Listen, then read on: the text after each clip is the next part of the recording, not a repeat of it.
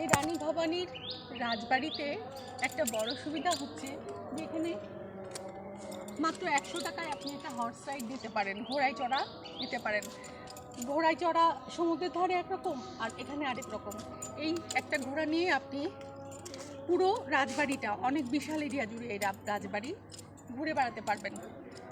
ঘোড়াওয়ালা মামার নাম কি? মামার সামনে আসেন। রানা। মামার নাম হচ্ছে রানা।